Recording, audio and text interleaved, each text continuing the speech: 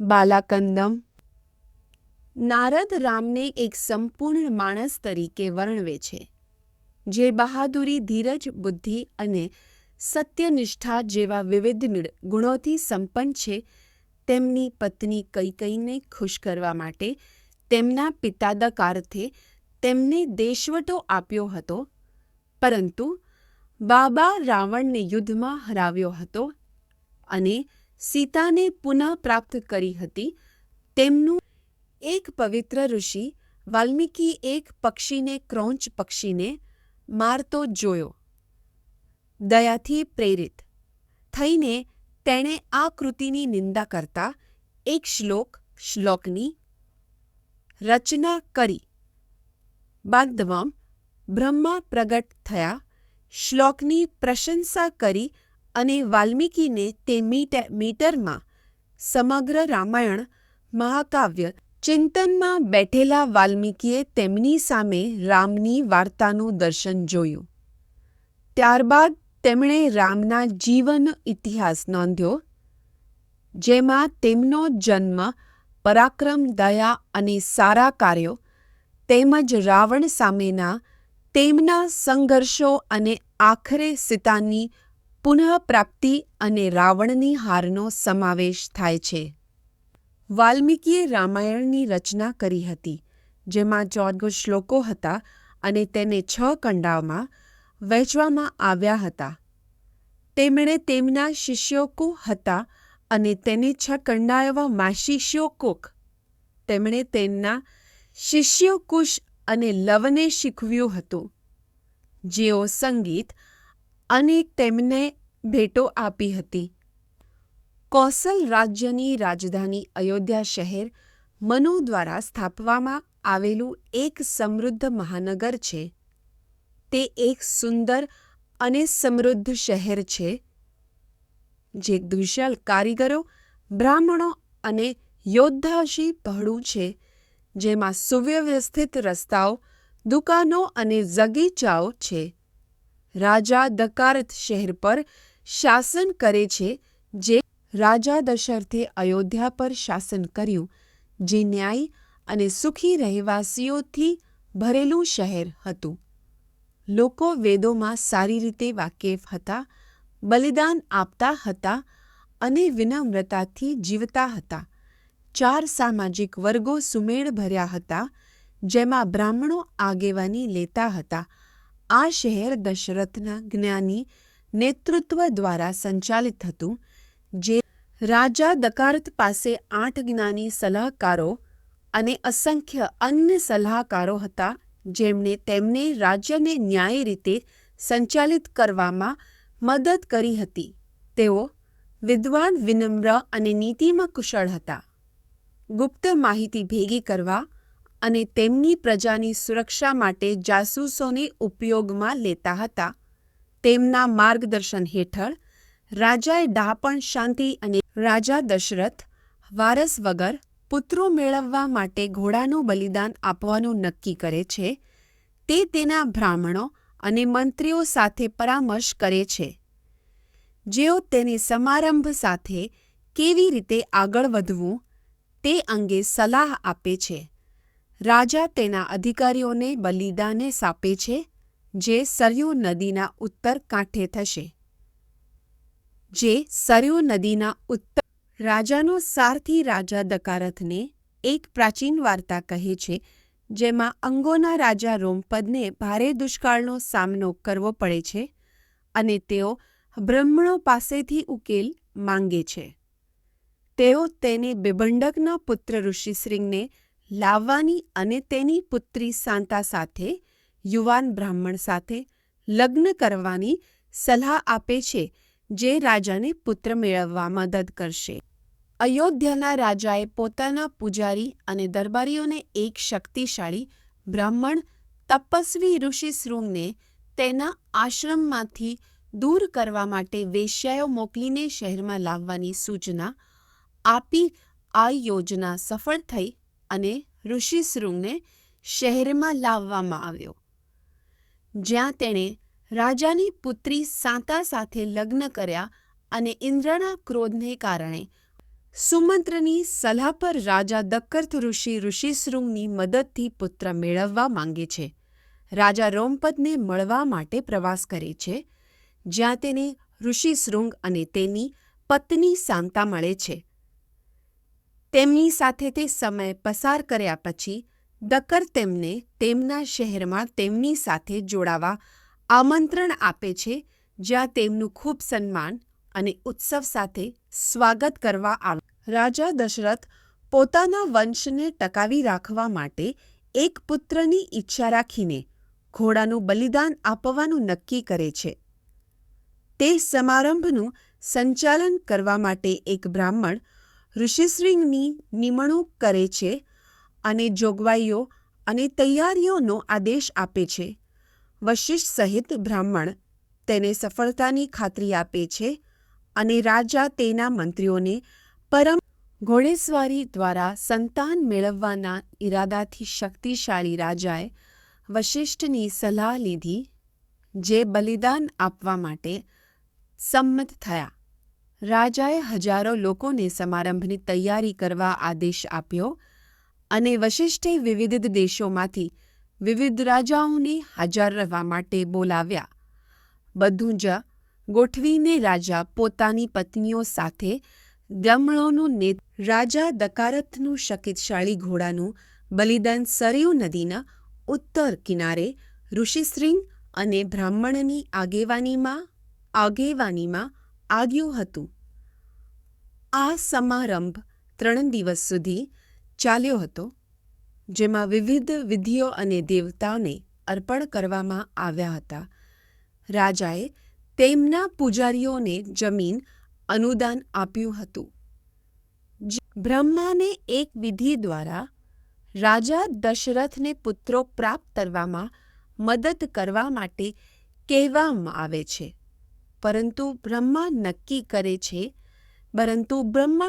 કરે છે. સોલમનમાં મળશે 4 માનવ પુત્રો તરીકે જન્મ લેવો. વિષ્ણુ સંમત થાય છે અને પોતાને 4 ભાગોમાં વહેંચે છે. રાજા વિષ્ણુ રાવણનો નાશ કરવા માટે માનવ સ્વરૂપ ધારણ કરે છે, જેણે મનુષ્યો સિવાય તમામ પ્રાણીઓ પાસેથી પ્રતીક્ષા મેળવવા માટે તપસ્યા કરી હતી. વિષ્ણુ રાજા દશરથને તેના પિતા તરીકે પસંદ કરે છે અને રાજાની પત્નીઓ દ્વારા તેમના દ્વારા આપવામાં આવેલ દિવ્ય પાયસ, દૂધ આધારિત મીઠાઈ. અહીં તાલ્ક શબ્દોમાં લખાણનો સારાંશ છે. બ્રહ્માની આગેવાનીમાં દેવતાઓએ ભગવાન વિષ્ણુને મદદ કરવા માટે વાનર સ્વરૂપોથી શક્તિશાળી પ્રાણીઓનું સર્જન કર્યું. ઇન્દ્ર, સૂર્ય, બૃહસ્પતિ અને અન્ય દેવતાઓના પુત્રો સહિત આ પ્રાણીઓ અવિશ્વસનીય શક્તિ અને ક્ષમતાઓ સાથે જન્મ્યા હતા. તેઓ વાંદરાઓના દૈવાન. રાજા દકાર્થે પોતાનો ઘોડો યજ્ઞ પૂર્ણ કર્યો અને પોતાના પુત્રો રામ, ભરત, લક્ષ્મણ અને શત્રુઘ્નને દીક્ષા આપી, જેઓ દૈવી ગુણો સાથે જન્મે છે.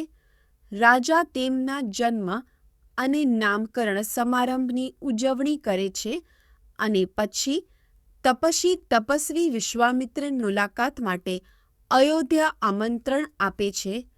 જે રાજ્યમાં એક શક્તિશાળી તપસ્વી વિશ્વામિત્ર રાજા દશરથને વિનંતી કરે છે કે તેઓ તેમના પુત્ર રામને તેમના બલિદાનને 2 રાક્ષસ ભાઈઓ મારીચા અને સુવેવથી બચાવવા માટે મોકલે. વિશ્વામિત્ર રામને તેમના બલિદાન સોને હરાવી દેશે અને મહાન સન્માન મેળવશે અને રાજાને વિનંતી કરે છે કે તેઓ પોતાની યોગ્યતા અને ખ્યાતિ માટે રાજા દશરથ તેની યુવાની અને બિનઅનુભવીતાને કારણે તેના 4 વર્ષના પુત્ર રામને રાવણની આગેવાનીના રાક્ષસો સામે લડવા દેવામાં અચકાય છે. ઋષિ વિશ્વામિત્ર તેને રામને જવા દેવા માટે સમજાવવાનો પ્રયાસ કરે છે, પરંતુ દશરથ ઇનકાર કરે છે.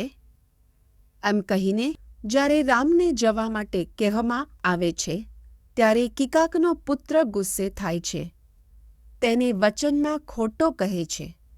બુદ્ધિશાળી ઋષિ વશિષ્ઠ દરમિયાનગીરી કરે છે.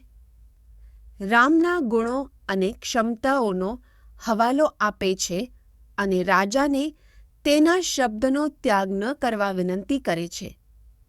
તે રાજાને યાદ અપાવે છે કે રામ રાક્ષસો સામે પોતાનું રક્ષણ રાજા દશરથ રામને વસિષ્ઠને સોંપે છે, જે તેમને વાલ અને અતિવાલ સંગ્રહોમાંથી મંત્રો અને વિજ્ઞાન શીખવે છે. આ ઉપદેશો રામને વિવિધ ક્ષેત્રોમાં અજેયતા અને અજોડ ક્ષમતાઓ આપે છે. તેમની નવી શક્તિઓ સાથે રામ પાનખરના સૂર્યની જેમ તેજસ્વી દેખાય છે. ભાઈઓ વસિષ્ઠ સાથે તેમની રામ અને લક્ષ્મણ મહાન સંપત્તિ સાથે તપસ્વી વિક્રમમિત્રને મળ્યા, જેમણે તેમને શિવના પવિત્ર આશ્રમ તરફ માર્ગદર્શન આપ્યું. આશ્રમ તપસ્વીઓનું ઘર હતું, જેઓ હજારો વર્ષોથી તપસ્યા કરી રહ્યા હતા. આશ્રમની મુલાકાત લીધા પછી રામ અને તેમના રાત વિતાવી તપસ્વીઓ તરફ વિક્રમમિત્ર અને અન્ય તપસ્વીઓ સાથે રામ માનસ તળાવને પાર કરે છે, જે સરયુ નદીમાં વહે છે. પછી તેઓ ભયંકર જાનવરો અને પક્ષીઓથી ભરેલા ભયંકર જંગલનો સામનો કરે છે.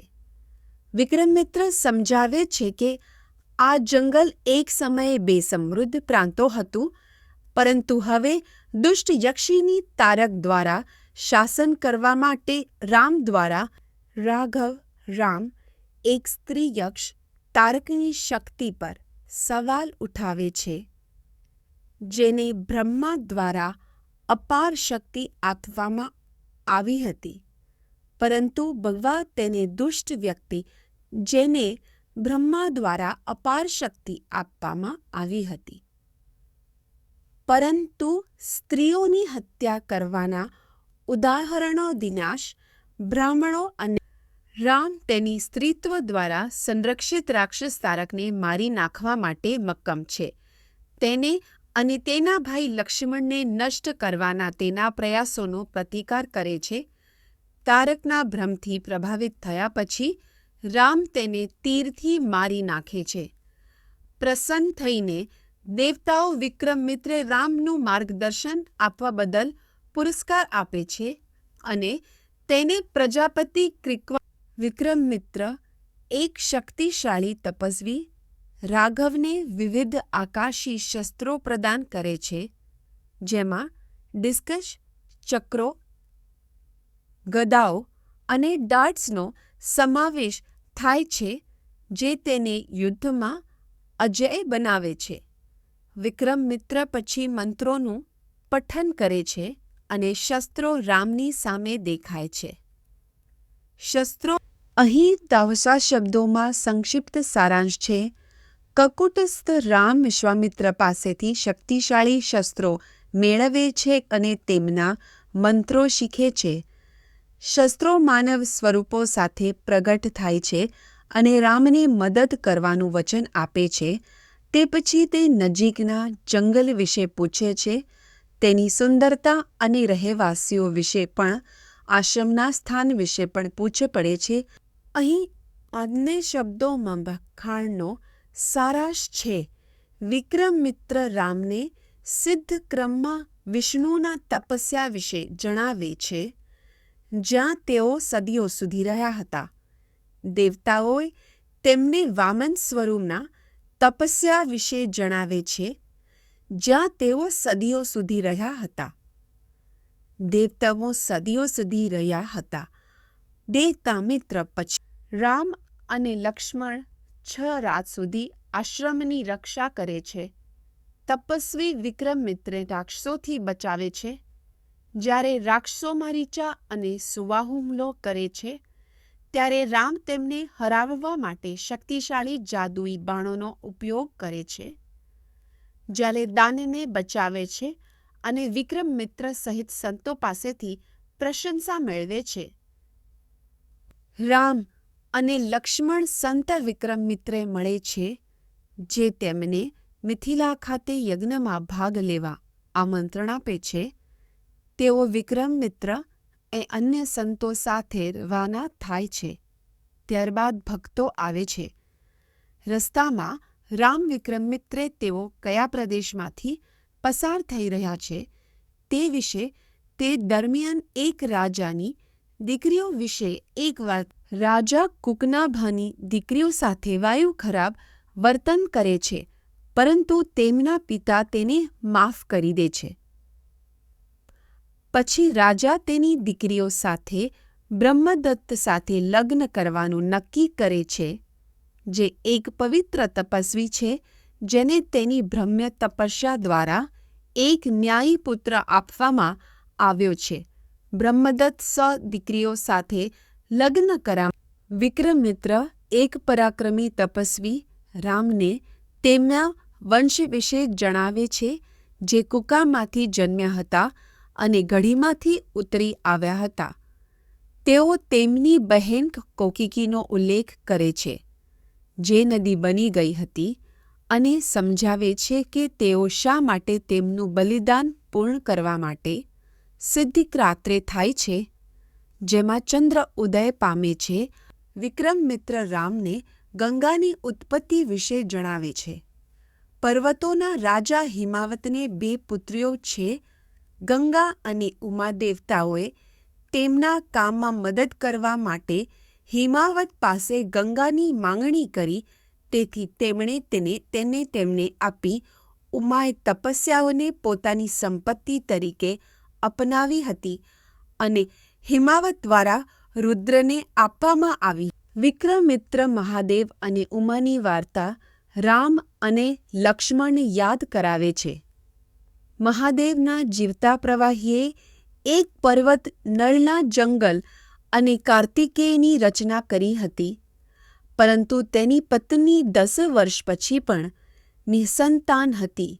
દેવતાઓએ તેની ઉમા સાથે તપસ્યા કરવા કહ્યું હતું, અને તેમની પાસે કાર્તિકેય અને ભાગીરથી ઇન્દ્ર અને અગ્નિની આગેવાનીમાં દેવતાઓ તેમની પુત્ર ન હોવાની સમસ્યાનું સમાધાન શોધવા બ્રહ્મા પાસે ગયા હતા.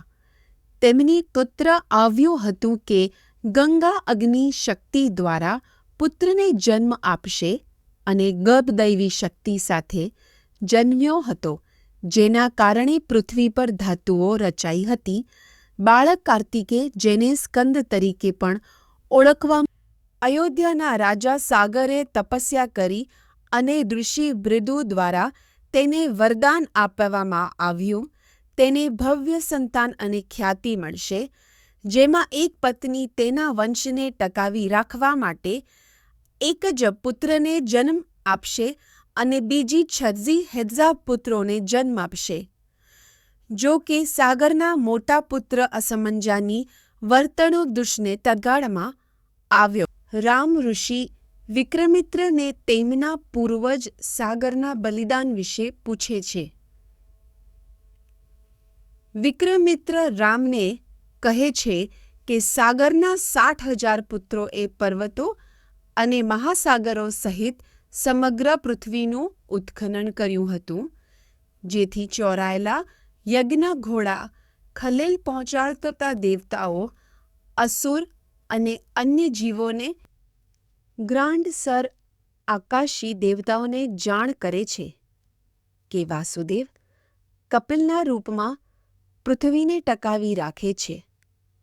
સાગરના પુત્રો ચોરાયેલા ઘોડાને શોધવા કપિલના રૂપમાં પૃથ્વીને ટકાવી રાખે છે. સાગરના પુત્રો ચોરાયેલા હાથીઓનો સામનો કરે છે.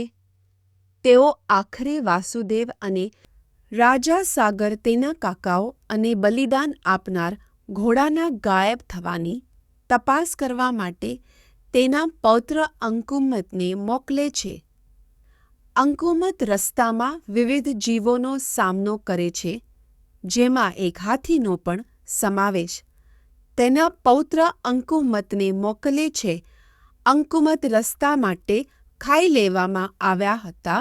અંકુમત એક પક્ષી સ્વામી રાજા દિલીપના પુત્ર ભાગીરથે ગંગા નદીને સ્વર્ગમાંથી નીચે લાવવા માટે કઠોર તપસ્યા કરી હતી.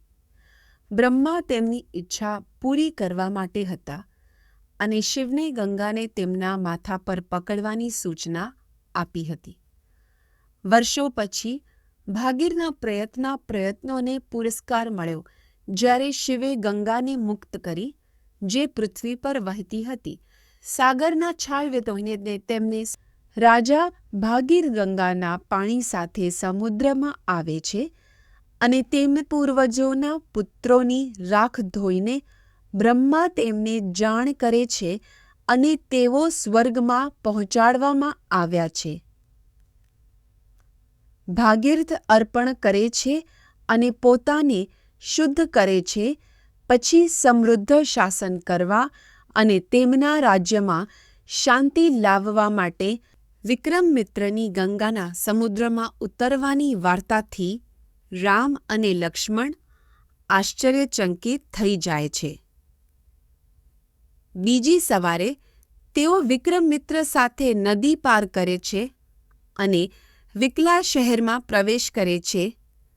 રામ તેમના શાહી વંશ વિશે પૂછે છે. પોતાના પુત્રોના મૃત્યુથી દુઃખી દિતિએ કશ્યપને એક પુત્ર માટે પૂછ્યું જે સકરાને મારી શકે. કશ્યપ સંમત થયા અને પોતાના ગર્ભાશયને ફળદ્રુપ કરવા માટે દિતિના શરીરને પોતાની હથેળીથી ઘસ્યું. જ્યારે તેણી તપસ્વ સંમત થયા અને પોતાના ગર્ભાશયને ઘસ્યું અને થાક દૂર કર્યો. જોકે જ્યારે પોતાની ભૂલથી વ્યથિત દિતિ, જેના કારણે ગર્ભને 7 ભાગોમાં વહેંચવામાં આવ્યો હતો, દશરથના પુત્રો વિક્રમિત્રને મળે છે અને મહેમાન તરીકે તેમનું સ્વાગત કરવામાં આવે છે. તપસ્વી તેમને મિથિલા ખાતેના એક પ્રાચીન આશ્રમ વિશે જણાવે છે જે એક સમયે ગૌતમની માલિકીનું હતું, જેના પર ઇન્દ્રના કપટી સ્વરૂપ દ્વારા અન્યાય કરવામાં આવ્યો હતો. ગૌતમ ઇન્દ્રને તેનું અંડકોશ ગુમાવવાનો અને હજારો આંખોવાળા દેવતા સક્રએ ગૌતમના શ્રાપથી તેનું અંડકોશ દૂર કરાવ્યું હતું. આકાશીઓએ તેને ઘેટાના અંડકોશ સાથે જોડીને તેને પુનઃસ્થાપિત કર્યું હતું, જે તેમણે ઇન્દ્રને અર્પણ કર્યું હતું. આ દરમિયાન પોતાના પાપમાંથી શુદ્ધ થયેલા અહલ્યા ગૌતમ સાથે ફરી જોડાયા હતા અને રામ અને લક્ષ્મણ જનકના બલિદાન માટે યજ્ઞભૂમિ પર પહોંચે છે. તપસ્વી વિક્રમિત્ર તેમનું સ્વાગત કરે છે અને તેમના નિવાસ સ્થાનની વ્યવસ્થા કરે છે. જનક વિક્રમિત્રનું અભિવાદન કરે છે અને રામ અને લક્ષ્મણ વિશે પૂછે છે, જેમને વીર અને અમર જેવા વર્ણવવામાં આવે છે. વિક્રમિત્ર જનકને ગૌતમનો સૌથી મોટો પુત્ર સતતન રામની હાજરીથી આશ્ચર્યચકિત થઈ જાય છે.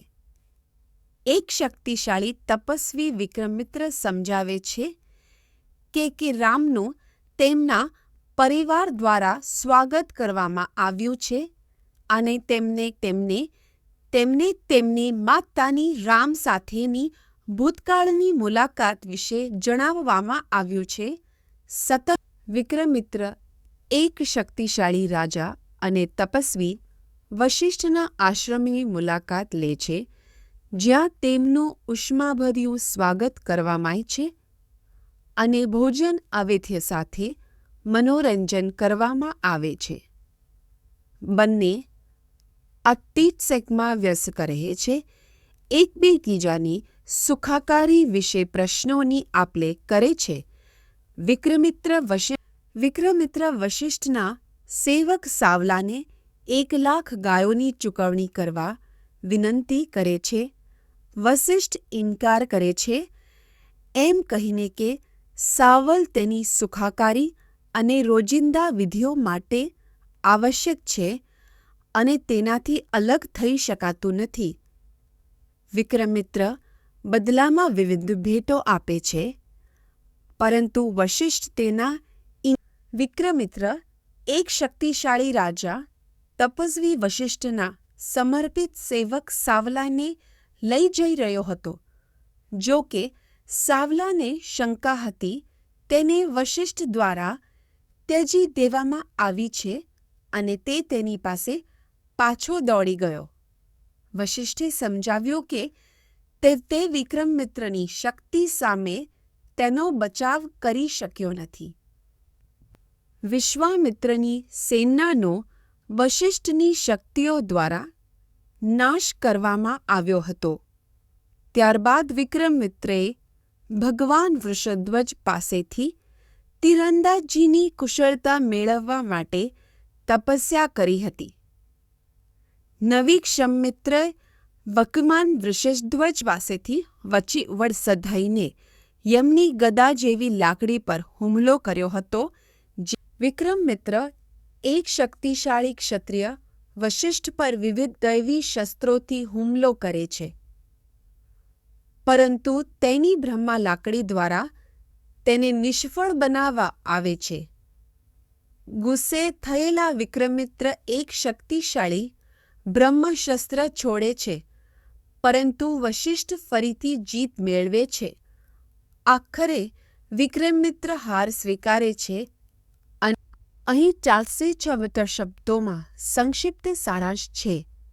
વિક્રમિત્રએ વશિષ્ઠને દુશ્મન બનાવ્યા પછી 1000 વર્ષ સુધી કઠોર તપસ્યા કરી હતી. બ્રહ્માએ તેમને રજસ્વી તરીકે માન્યતા આપી હતી અને દેવતાઓ સાથે સ્વર્ગ ગયા હતા. જો કે વિક્રમિત્રે લાગ્યું કે તેથી તેઓ ફરીથી તપશ્ચર્યામાં વ્યસ્ત થયા.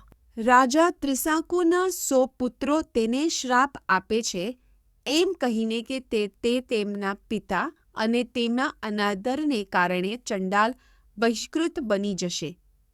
રાજા ચંડાલ વંશમાં પડી જાય છે અને તપસ્વી વિક્રમિત્ર પાસેથી મદદ માંગે છે, જે રાજાના ઈરાદાઓ પ્રત્યે સહાનુભૂતિ ધરાવે છે, પણ શંકા પણ કરે છે, જે મદદ માટે વિનંતી કરે.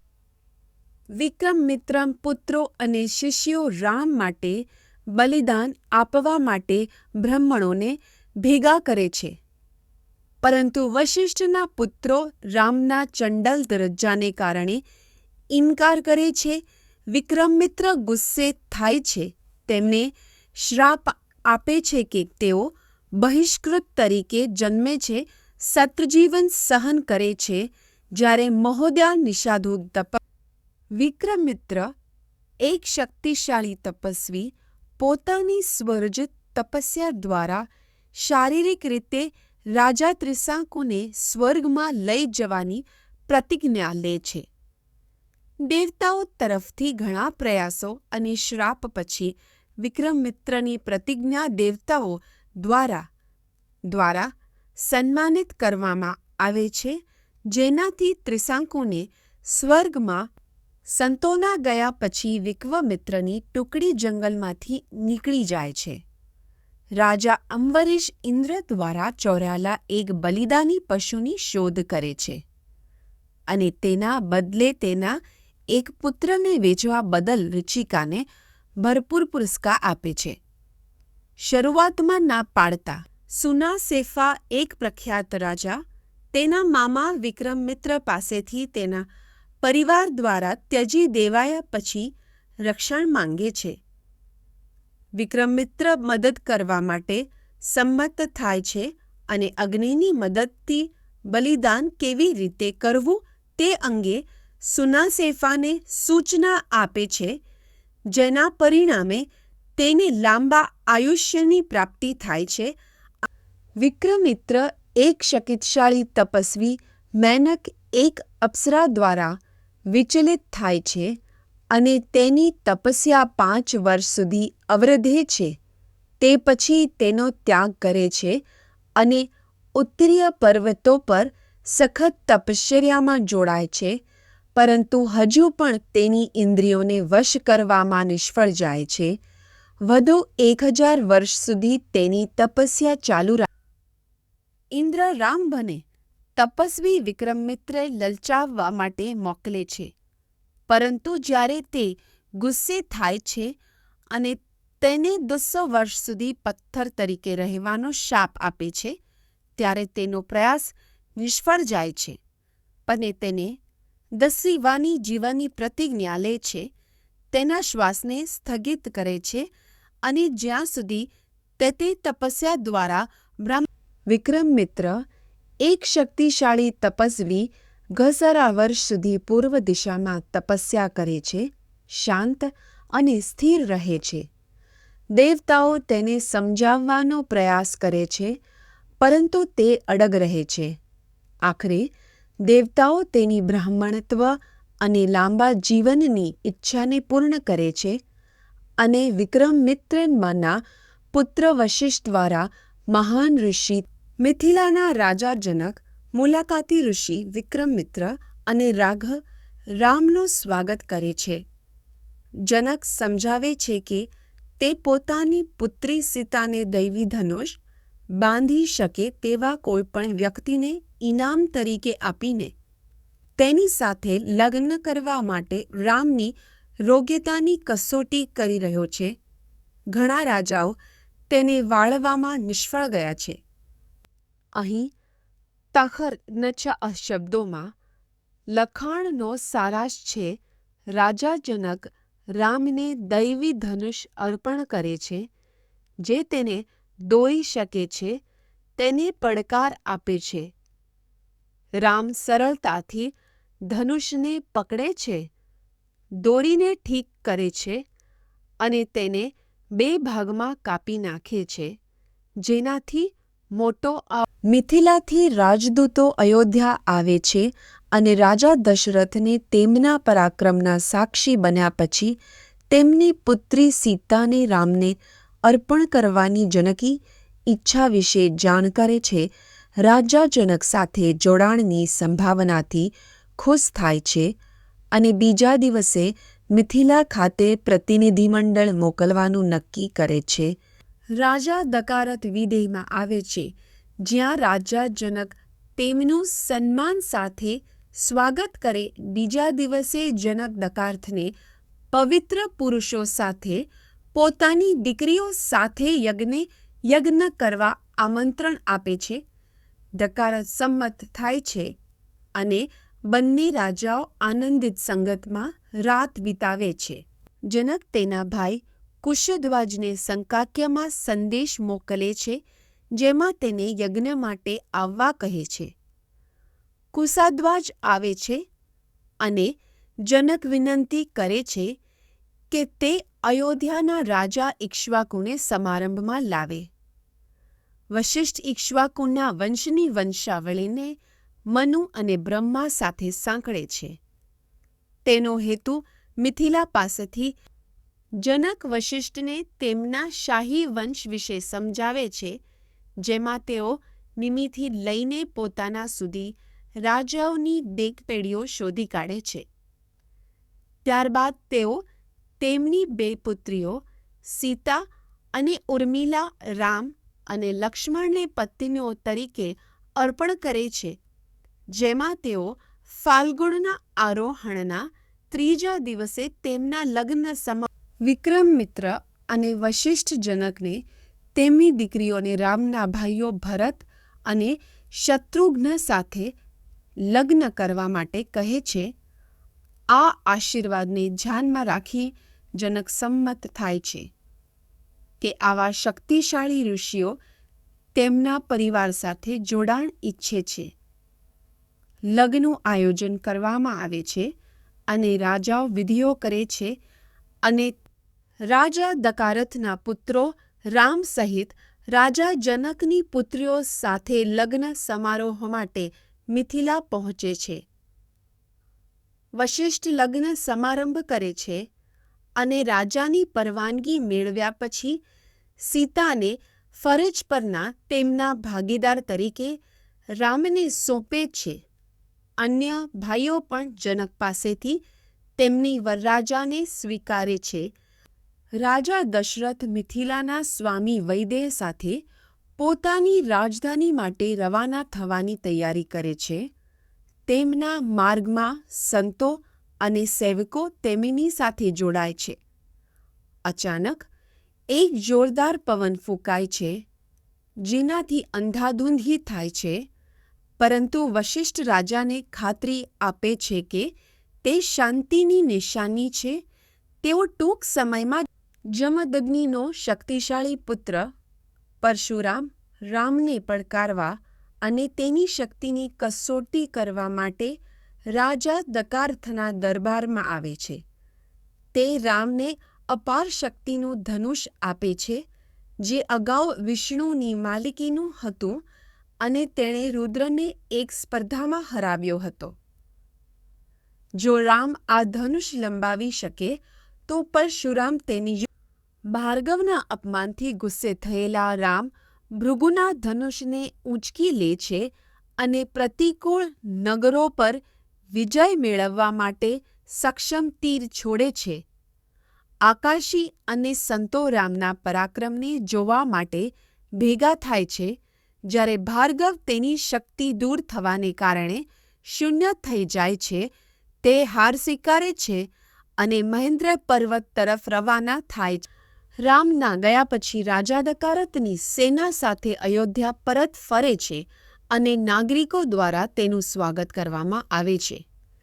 તે તેના પુત્ર ભરત સાથે ફરી જોડાઈને ખુશ થાય છે, જેને રામ દૂર હતા ત્યારે કારભારી તરીકે નિયુક્ત કરવામાં આવ્યો હતો. રામ રાજા તરીકેની તેમની ફરજો ફરી શરૂ કરે છે. તેમના પિતા અને લોકો બંનેને તેમના બુદ્ધિશાળી અને પોતાના પુત્ર રામના અસાધારણ ગુણો પર ગર્વ ધરાવતા રાજા દકારથ તેમને વારસદાર તરીકે સ્થાપે જોવા માંગે છે. તેઓ ઉમરાવો અને વડાપ્રધાનોને ભેગા કરીને રામને ગૌરવ પ્રદાન કરે છે. આશા રાખે છે કે તે તેમના દુઃખને દૂર કરશે અને લોકોમાં સમૃદ્ધિ લાવશે. રાજા રામના ગુણોની પ્રશંસા કરે છે. અહીં તર્જ શબ્દોમાં લખાણનો સારાંશ છે. રાજા દશરથ નિવૃત્ત થવાની તેમની ઈચ્છાની જાહેરાત કરે છે. રામને વારસદાર તરીકે સ્થાપિત કરે છે. રાજકુમારો અને દરબારીઓ રામના ગુણોની પ્રશંસા કરે છે. તેમની શક્તિ, દયા, ડહાપણ અને બહાદુરીની યાદી આપે છે. તેઓ સર્વસંમતિથી રાજા દશરથ બ્રાહ્મણોના પ્રતિનિધિ મંડળનું સ્વાગત કરે છે, જેઓ તેમના પુત્ર રામને વારસદાર તરીકે સ્થાપિત થવાના સાક્ષી બનવા આવ્યા છે. રાજા સમારંભની તૈયારીઓનો આદેશ આપે છે, જેમાં હજારો બ્રાહ્મણોને ખવડાવવા અને વિવિધ ભેટો અને સજાવટ તૈયાર કરવાનો આવ્યા છે, જેઓ તેમની ઉષ્માભર્યું સ્વાગત કરે છે. અહીં ટાયર્ઝી શબ્દોનો સંક્ષિપ્ત સારાંશ છે. રાજા દકાર્થે રામને તેના તોળાઈ રહેલા મૃત્યુ અને અશુભ સપનાઓને કારણે વારસદાર તરીકે સ્થાપિત કરવાનું નક્કી કર્યું.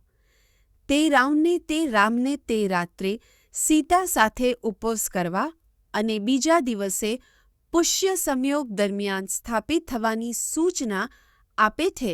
રામની માતા કૌકલ્યા આ સમાચારથી રાજા દશરથ વશિષ્ઠને બોલાવે છે કે તેઓ રામને ઉત્તરાધિકારી તરીકે સ્થાપિત કરવા માટે તૈયાર કરે.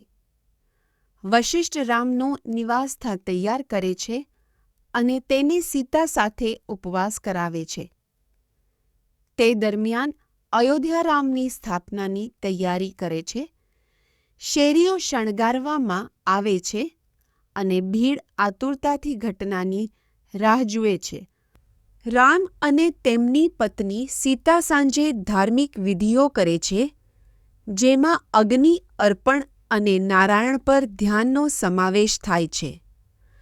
રામના ઉત્તરાધિકારી તરીકેની સ્થાપના માટે શહેરને શણગારવામાં આવે છે. નાગરિકો સીતા સાથે તેમના ઉપવાસથી આનંદ કરે છે. મંથાર એક નોકરાણી કૈકેયીને રામની માતા તરીકે તેના સારા નસીબ વિશે કહે છે, જેને રાજા દશરથ વિસાતિત તેના સારા નસીબ વિશે કહે છે, જેને રાજા દશરથ દ્વારા વારસદાર તરીકે તેનો પોતાનો પુત્ર ભરત રાજ્યમાં તેના યોગ્ય. કૈકેયીની નર્સ મંથાર રામની રાજા તરીકેની સ્થાપનાથી નારાજ થાય છે અને કૈકેયીને તોળાઈ રહેલા દુઃખની ચેતવણી આપે છે. કૈકેયી રામનો બચાવ કરે છે, કહે છે કે તે તેના ગુણોને કારણે રાજ્યને લાયક છે. મંથાર આગાહી કરીને જવાબ આપે છે. મંથારથી ગુસ્સે અને પ્રભાવિત કૈકેયી રાજા દશરથને 100 વર્ષ માટે રામને જંગલમાં દેશનિકાલ કરવાની અને ભરતને વારસદાર તરીકે સ્થાપિત કરવાની માંગણસર તે આ લક્ષ્ય હાંસલ કરવા માટે અસુરો સામેના યુદ્ધ દરમિયાન તેના પતિ દ્વારા આપવામાં આવેલા 2 વરદાનોનો ઉપયોગ કરવાની મંથાર પ્રત્યેની પ્રશંસા તેણીને તેની રાજા દશરથ રાણી કૈકેયીને રામની સ્થાપના વિશે જાણ કરવા માટે તેના અંદરના એપાર્ટમેન્ટમાં પ્રવેશ કરે છે, પરંતુ તે ગુસ્સામાં જમીન પર પડેલી જોવા મળે છે. તે ધીમેથી તેના પર હાથ મૂકે છે અને પૂછે છે કે શું ખોટું છે, પરંતુ તે પોતાના માટે વરદાન મેળવવાનો સ્વાર્થી ઈરાદો દર્શાવે છે. કૈકેયી રાજા દશરથને 2 વરદાન આપે છે જેનું તેણે અગાઉ વચન આપ્યું હતું. તેણી તેને તેના પુત્ર ભરતને વારસદાર તરીકે સ્થાપિત કરવા અને તેના મોટા પુત્ર રામને 4 વર્ષ માટે જંગલમાં દેશનિકાલ કરવા કહે છે. રાજા તેના પ્રભાવ હેઠળ આ વરદાન આપવા માટે સંમત થાય છે. રાજા દશરથ પોતાના પ્રિય પુત્ર રામને 14 વર્ષ માટે જંગલમાં કાઢી મૂકવાની કૈકેયીની માંગથી ભાંગી પડે છે. તે તેના હેતુઓ પર સવાલ ઉઠાવે છે અને તેને ચેતવણી આપે છે કે આવું કૃત્ય તેમના પરિવારને શરમ અને વિનાશ લાવશે, પરંતુ તે મક્કમ રહે છે. રાજા રામના દેશનિકાલથી પરેશાન રાજા દશરથ કૈકેયીને વિનંતી કરે છે કે તે તેની માંગનો પીછો ન કરે. તેને સ્વર્ગના રહેવાસીઓ દ્વારા શરમ આવવાનો અને તેના પુત્રને ગુમાવવાનો ડર છે. તેની વિનંતી છતાં કૈકેયી મક્કમ રહે છે અને રાત પડે તેમ મક્કમ રહે છે અને રાજા દુઃખથી બેભાન થઈ જાય છે. રાજા દશરથ દ્વારા રામને હાંકી કાઢવાના ઇનકારથી તૌણોશ વાગે તેને પોતાનું વચન પૂરું કરવા અને રામને બદલે ભરતને રાજા તરીકે તેને પોતાનું વચન પૂરું કરવા અને રામને બદલે ભરતને રાજા તરીકે તે દરમિયાન પ્રમુખ પૂજારી વશિષ્ઠ, તે દરમિયાન પ્રમુખ બ્રાહ્મણ સલાહકારો, સેનાપતિઓ, વેપારીઓ અને શાહી પૂજારી રામની સ્થાપના માટે મહેલના દ્વાર પર રાહ જોતા હતા. સારથી સુમંત્ર આવ્યા અને તેમને જાણ કરી કે તેઓ રામને સભામાં લાવશે. આ દરમિયાન સુમંત્ર રાજા દશરથને જડવા માટે મહેલમાં પ્રવેશ્યા, જેઓ ઊંઘી રહ્યા હતા. સુમંત્ર રામના એપાર્ટમેન્ટમાં પહોંચે છે અને તેને જાણ કરે છે કે તેના પિતા અને કઈ તેને જોવા માટે રાહ જોઈ રહ્યા છે. રામ સીતા સાથે સભા માટે રવાના થાય છે, જ્યાં તેમને વારસદાર તરીકે સ્થાપિત કરવામાં આવશે. ભીડ રામના પ્રસ્થાનને જોવા માટે એકઠી થાય છે, ફૂલો વરસાવશે અને તેમની પ્રશંસા રામ ખુશ મિત્રો સાથે સુશોભિત રથ પર શહેરમાં પ્રવેશ કરે છે. રસ્તો સુગંધ, ફૂલો અને ખોરાકથી ભરેલો હોય છે અને તમામ જાતિના લોકો રામને આશીર્વાદ આપે છે. રાજા તરીકે સ્થાપિત થાય છે. રામ તેના પિતા રાજા દશરથની મુલાકાત લે છે, જે બીમાર અને દુઃખી છે.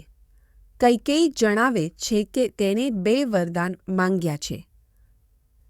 રામનું દુઃખી છે. કૈકેયી જણાવે છે કે તેણે 2 વરદાન આપવા માંગ્યા છે. રામનું તેકાલી ડાકરોના ડરને કારણે રદ કરી શકતો નથી.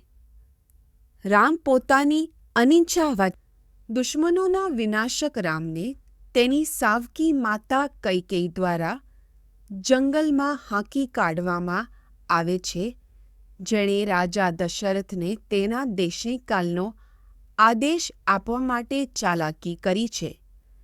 તેના દુઃખ છતાં રામ તેના વચનને પૂર્ણ કરવા અને નમ્રતા સાથે જવા માટે મક્કમ છે, અહીં સુધી કે તેના પિતાની ઈચ્છા. રામની માતા કૌશલ્યાને ખબર પડે છે કે તેના પુત્રને 4 વર્ષ સુધી જંગલમાં દેશનિકાલ કરવામાં આવશે અને તે વિલાપ કરવા લાગે છે. તેની પોતાની તકલીફ વ્યક્ત સુધી જંગલમાં દેશનિકાલ કરવામાં આવશે અને જ્યારે તે જશે તેનાથી ડર લાગે છે. તે રામને ન જવા માટે સમજાવવાનો પ્રયાસ કરે છે. તેની બેઠક અને ભોજન. રામના આસન વનવાસથી વ્યથિત લક્ષ્મણ કૌશલ્યાને રામને બદલે પોતાના અને લક્ષ્મણ માટે રાજ્ય સુરક્ષિત કરવા વિનંતી કરે છે. જો કોઈ તેમનો વિરોધ કરે તો અયોધ્યામાં વસવાટ કરવાની ધમકી આપે છે. જો કે રામ તેમના પિતાના આદેશનું પાલન કરવાનો આગ્રહ રાખે છે. મહાન નાયકોનો વિરોધ કરે છે, જેમણે રામ લક્ષ્મણને રાજા તરીકેની તેમની સ્થાપના માટેની તૈયારીઓ બંધ કરવા અને તેના બદલે તેને જંગલમાં દેશનિકાલ માટે તૈયાર કરવા માટે સમજાવે છે. ભાગ્ય દ્વારા સંચાલિત કૈકેયીના નિશ્ચયને ટાંકીને રામ ભારપૂર્વક જણાવે છે કે ભાગ્ય માનવ નિયંત્રણની બહાર છે અને તે તેની અવગણના કરી શકતો નથી.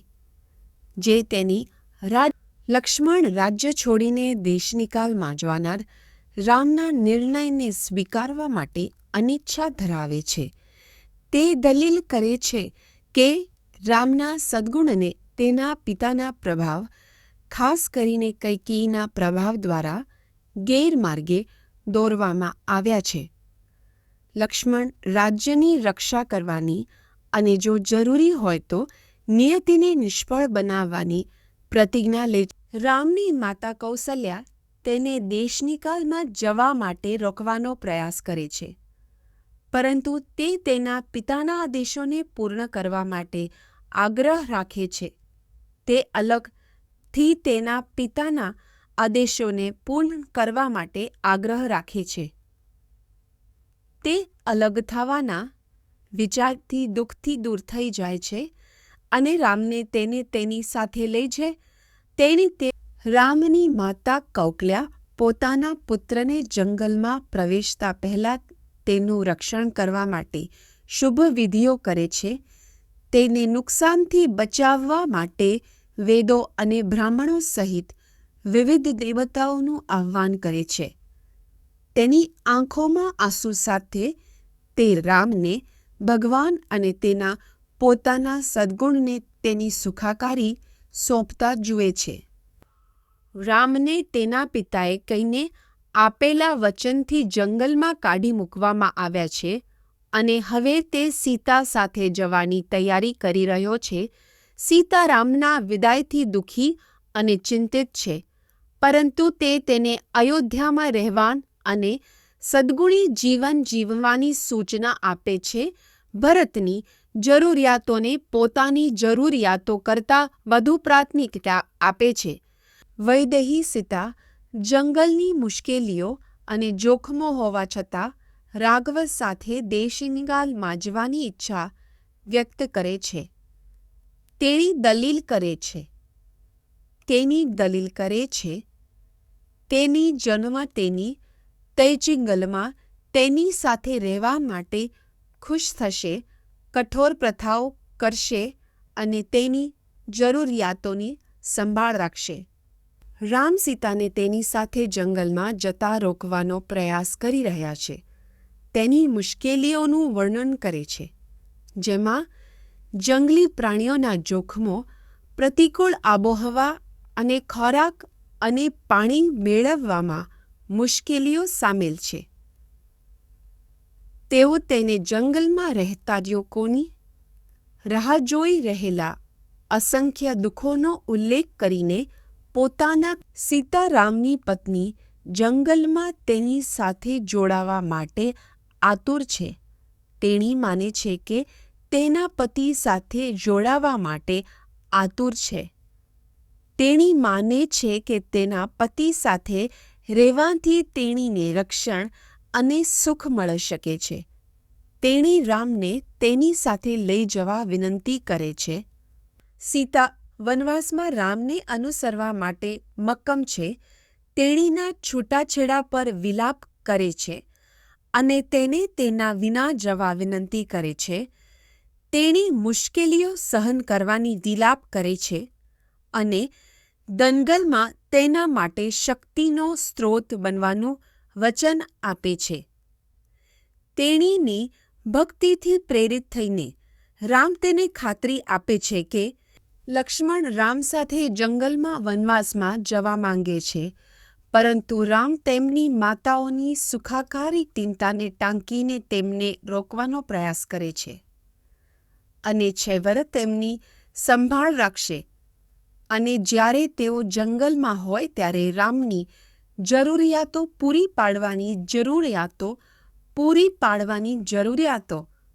પાડવાની જડાવા દેવા માટે સમજાવે છે.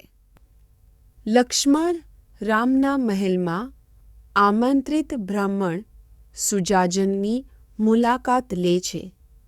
રામ તેને ભેટો આપે છે અને લક્ષ્મણને વિવિધ બ્રાહ્મણો અને આશ્રિતોમાં સંપત્તિ વહેંચવા કહે છે.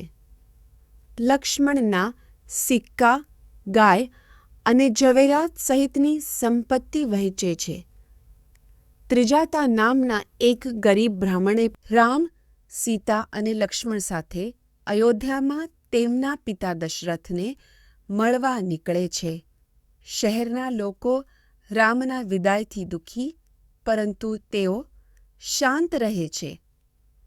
મહેલમાં રામ સુમંત્રને મળે છે, જે પણ વ્યથિત છે, અને તેમને તેમના પિતાને તેમના આગમનની જાણ કરવાની સૂચના આપે છે.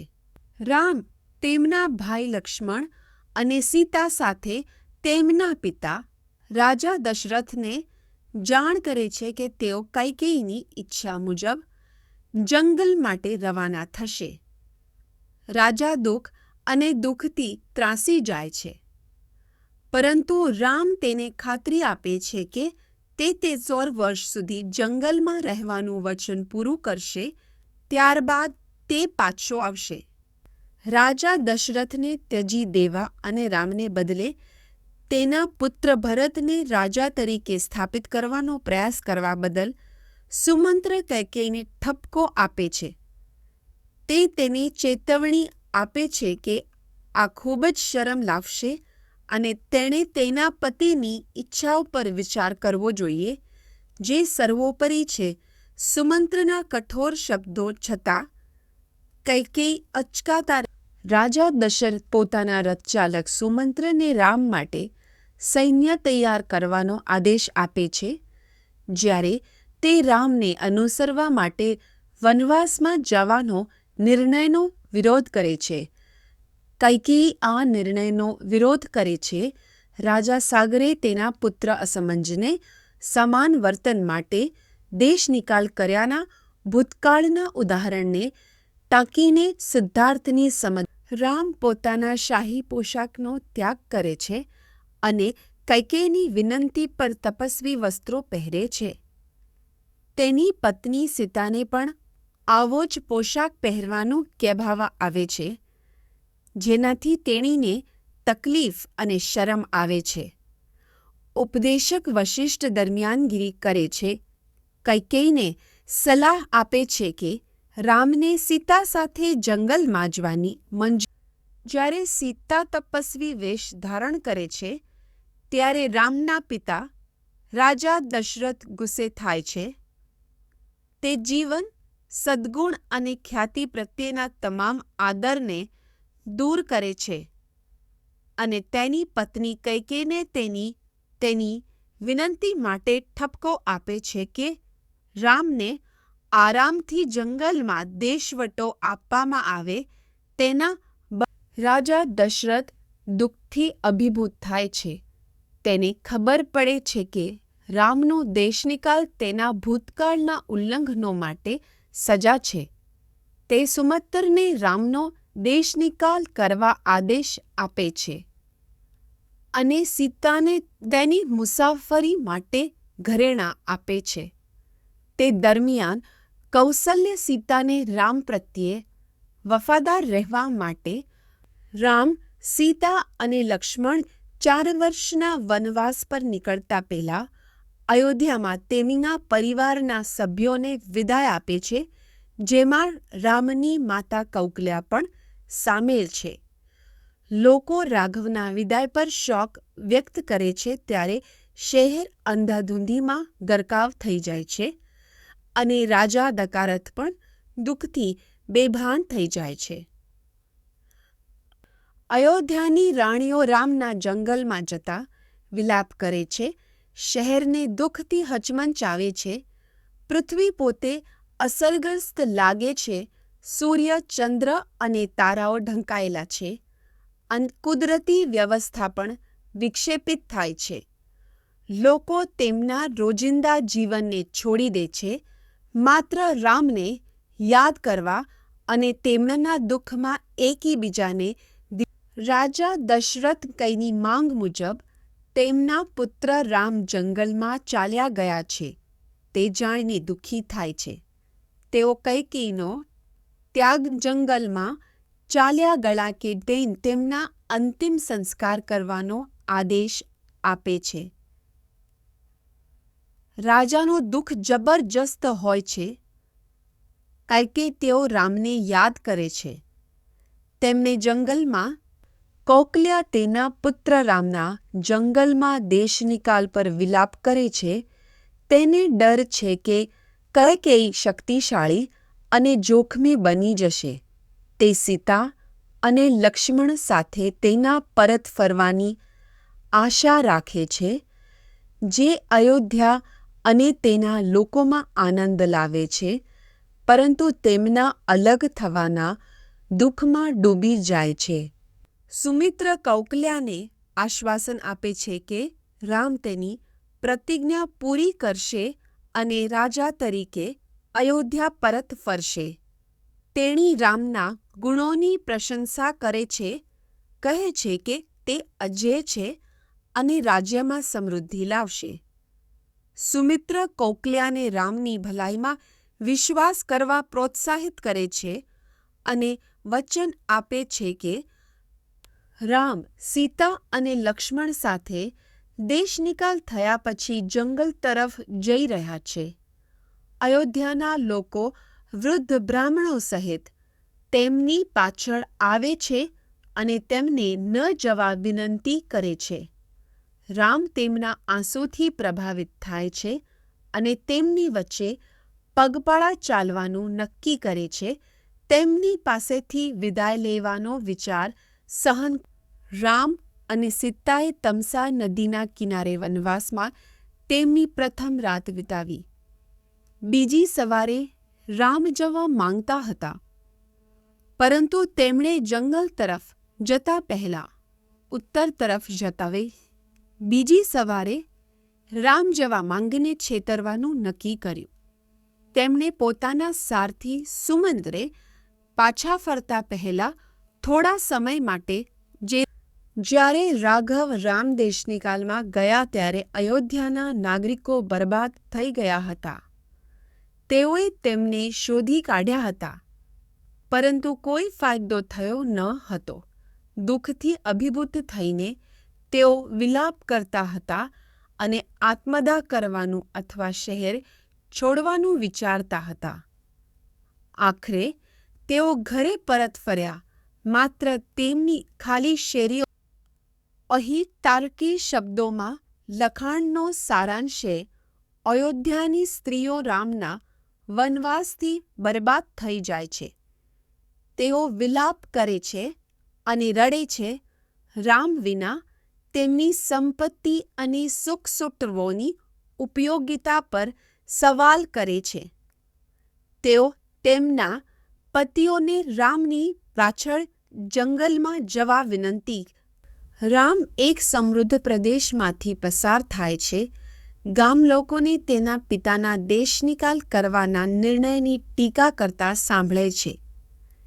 તે ઘણી નદીઓ પાર કરે છે અને નવા દેશનિકાલ કરવાના નિર્ણયની ટીકા કરતા સાંભળે છે. રામ સરયુ જંગલમાં ભાવિ શિકારની ઝંખના વ્યક્ત કરે છે.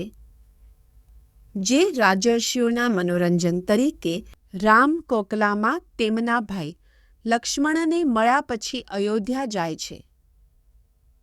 તેઓ શૃંગવેરપુરા નદી, ગંગા નદી પર પહોંચ્યા પહેલા સમૃદ્ધ એકે વર્ણવવામાં આવેલા શહેર તંદે પુજાર થાય છે. રામ દિવસ માટે આરામ કરવાનું નક્કી કરે છે અને ગુહા નામના રાજાને મળે છે, જે તેમને ભોજન અને આશ્રય આપે છે. જ્યારે તેનો ભાઈ રામ સીતા સાથે જમીન પર સૂઈ જાય છે, ત્યારે લક્ષ્મણ સૂવા માટે તૈયાર નથી, કારણ કે તેમની સલામતીનો ડર છે. તે વિલાપ કરે છે કે તેમના પિતાના દેશનિકાલથી ટૂંક સમયમાં તેનું મૃત્યુ થશે અને રાજ્યનો વિનાશ. મને દિલાસો આપવાનો પ્રયાસ કરે છે, પરંતુ દિવસના વિરામ સુભા રામ અને તેમના ભાઈ લક્ષ્મણ સીતા સાથે જંગલમાં તેમના 4 વર્ષના વનવાસની શરૂઆતના વનનાલમાં તેમના 4 વર્ષના વનવાસની શરૂઆત કરે છે. રામના સારથી સુમંત્રને અયોધ્યા પાછા ફરવાની સૂચના આપવામાં આવે છે અને રાજાને જાણ કરશનીશ નિષેધોને કવ દડે વળાઈ જાય ગુહા તેમના દેશા. રામ લક્ષ્મણને તેના દેશનિકાલ અને તેમના પરિવાર માટેના પરિણામો વિશે સંબોધે છે. તેને ડર છે કે કૈકેયીનો પ્રભાવ તેની માતા કૌશલ્યા માટે વધુ વેદના તરફ દોરી જશે. તેને ચિંતા કરે છે. તેને ડર છે કે કૈકેયીનો પ્રભાવાવસ્થામાં છોડી દીધી છે. લક્ષ્મણ રામને વખતીના શબ્દોથી દિલાસો આપે છે, જેના કારણે રામ અને તેના સાથીઓ પ્રયાગ પહોંચે છે, જ્યાં તેઓ તપસ્વી ભારદ્વાજને મળે છે. રામને મળ્યા પછી ભારદ્વાજ તેમને આતિથ્ય આપે છે અને તેમના પ્રવાસ દરમિયાન રહેવા માટે છે નાપ્થા દે છે. રામ ભલામણ કરે છે. રામ ભલામણ સ્વીકારે છે અને સીતા સાથે ચિત્રકૂટ જવા. મહર્ષિ ભારદ્વાજ દ્વારા કરવામાં આવેલા પ્રાયશ્ચિત સમારંભ પછી રામ, સીતા અને લક્ષ્મણ કાલિંદી નદીની સાથે મુસાફરી કરે છે. તેઓ એક તરાપો બનાવે છે. સીતા અને નદીને સલામત માર્ગ માટે પ્રાર્થના કરે છે. પાર કર્યા પછી તેઓ યમુનાના જંગલો તરફ આગળ વધે છે. રામ, લક્ષ્મણ અને સીતા ચિત્રકૂટ પહોંચે છે અને ત્યાં સ્થાયી થવાનું નક્કી કરે છે.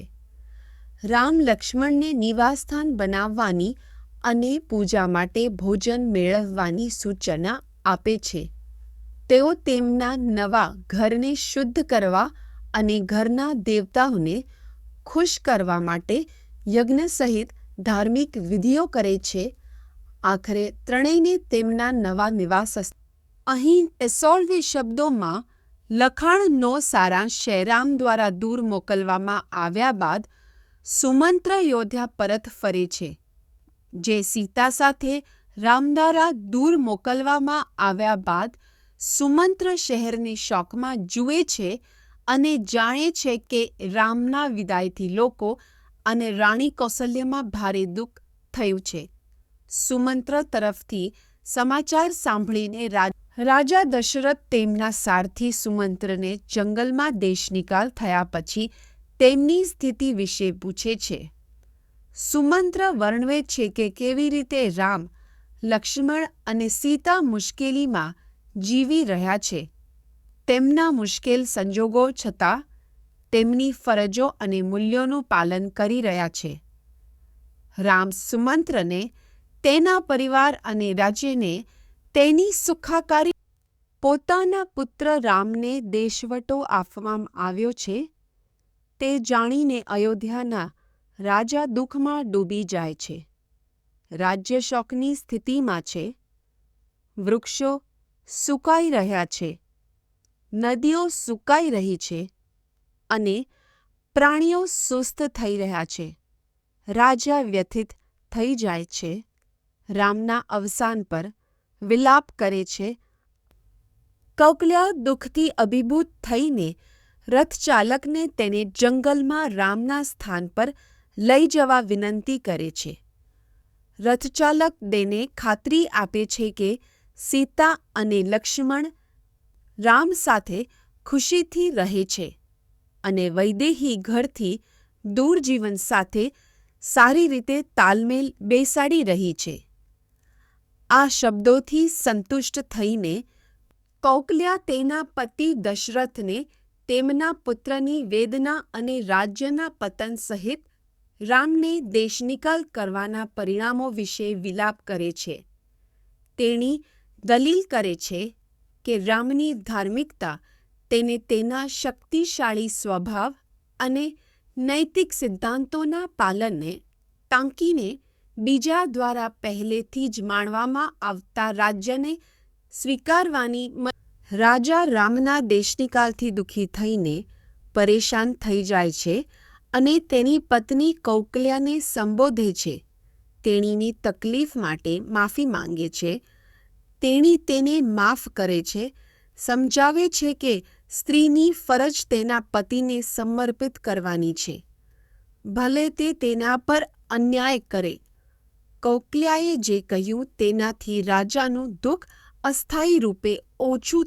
રાજા દકારથ જ્યારે યાદ કરે છે કે તેણે અકસ્માતે તેના માતા પિતા માટે પાણી લાવવા આવેલા વનપાલને મારી નાખ્યો હતો, રાજા તીર કાઢે છે, પરંતુ તપસ્વી ટૂંક સમયમાં મૃત્યુ પામે છે.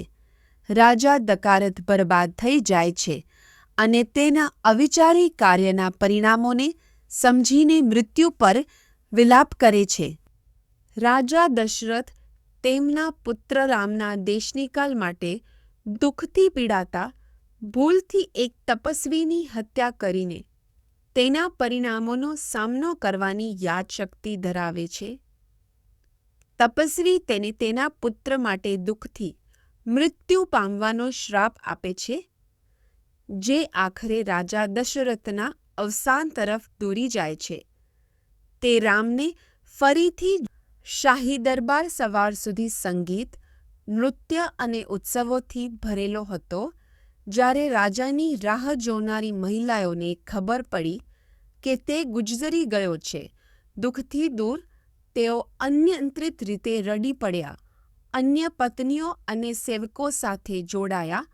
મહેલને દુઃખ અને વિલાપથી વલીધું અને વિલાપથી ભલી દીધો અને રાજ્યને મુશ્કેલીમાં.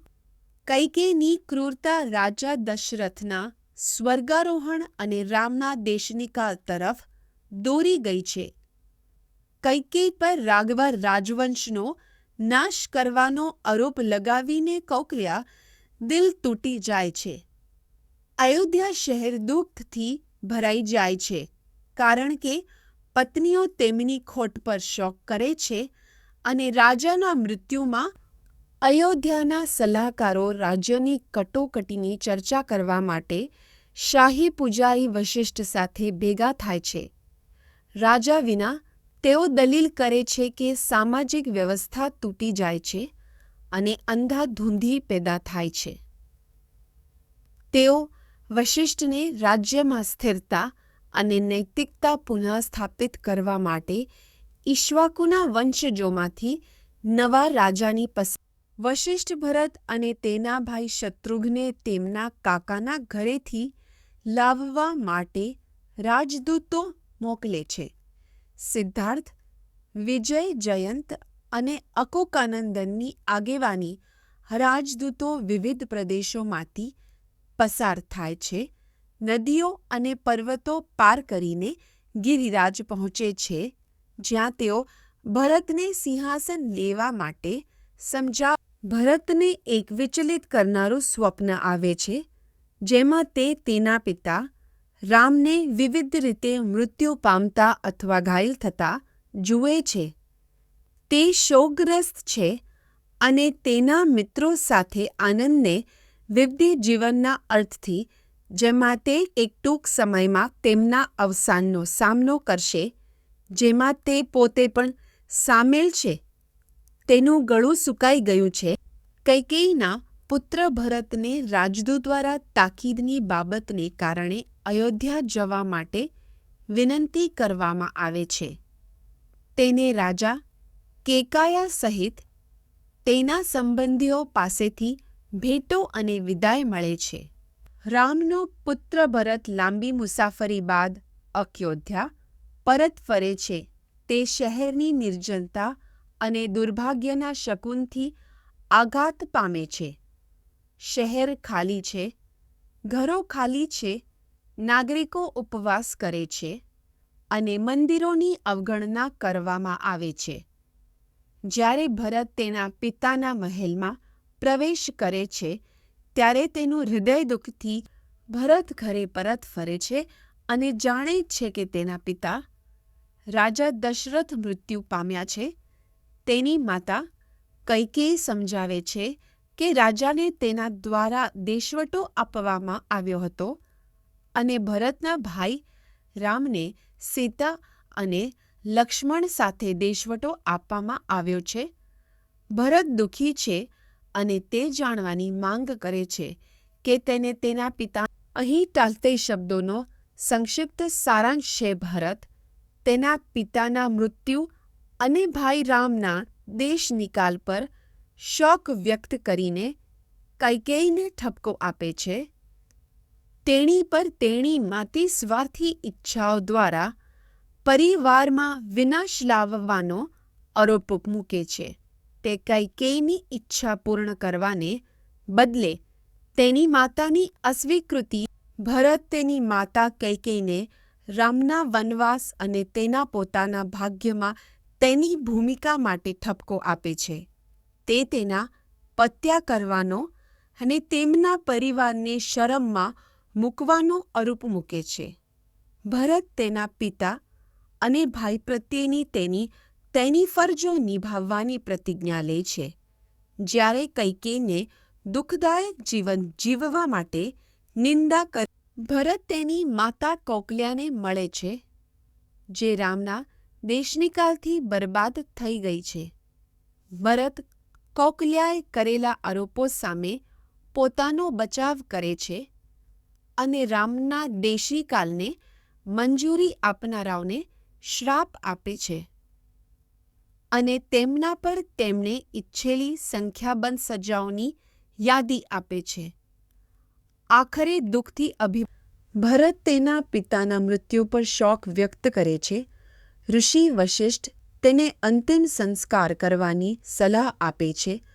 ભરત તેની સૂચનાઓનું પાલન કરે છે અને વિધિઓ ખૂબ જ ગંભીરતાથી કરવામાં આવે છે. રાજાના મૃતદેહના અંતિમ સંસ્કાર કરવામાં આવે છે અને તેની પત્નીઓ અને સેવકો પ્રાચીન પરમ કરે છે અને વિધિનું પાલન કરે છે. અંતિમ સંસ્કાર પછી ભરત તેના પિતાના અવસાન પર શોક વ્યક્ત કરે છે અને માર્ગદર્શન માટે ભીખ માંગે છે. વશિષ્ઠ તેને તેના પિતાના હાડકાં એકત્રિત કરીને વિધિ પૂર્ણ કરવાની યાદ અપાવે છે. શત્રુઘ્ન પણ ભાંગી પડે છે, પરંતુ જન્મ અને મૃત્યુની અનિવાર્યતા પર સુમંત્રના શબ્દોથી શાંત થાય. અહીં તાલછા શબ્દોમાં લખાણનો સારાંશ છે.